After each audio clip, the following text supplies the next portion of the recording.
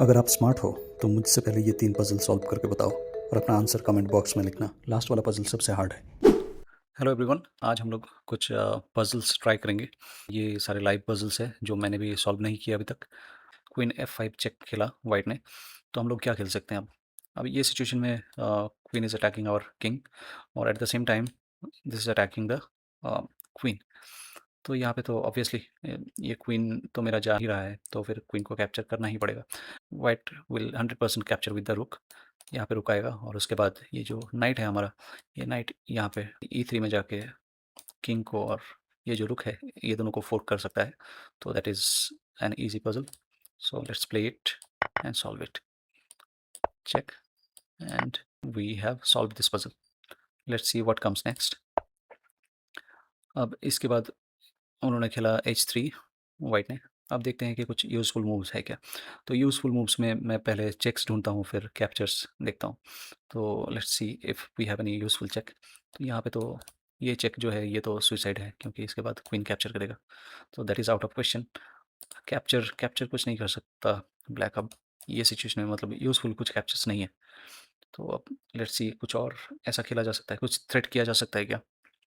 Yes, there are some possibilities of threats, like ये जो रुक है ये रुक आ सकता है यहाँ पे और ये क्वीन पे थ्रेट कर सकता है, बट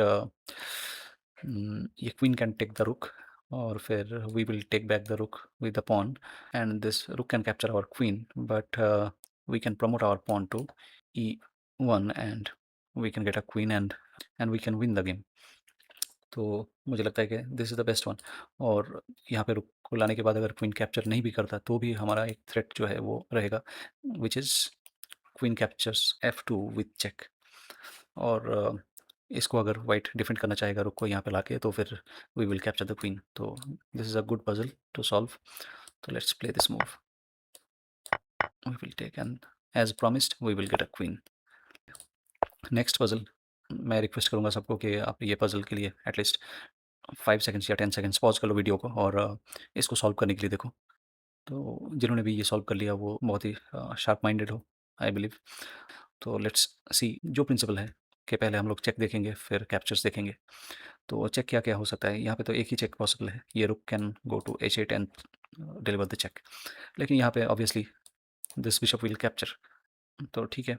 लेकिन यहाँ पे छोड़ना नहीं है, यहाँ पे सोचना है कि कुछ और कंटिन्यूएशन है क्या। तो bishop will capture and then again if we have a check. हाँ, चेक एक है यहाँ पे, एक जो रुक है H1 में वो बिशप को कैप्चर करके फिर से चेक डिलीवर कर सकता है। तो this time king has to capture. तो किंग अगर कैप्चर करेगा तो फिर उसके बाद देखेंगे कि और कोई चेक है क्या। नेक्स्ट चेक मिला क्या किसी को?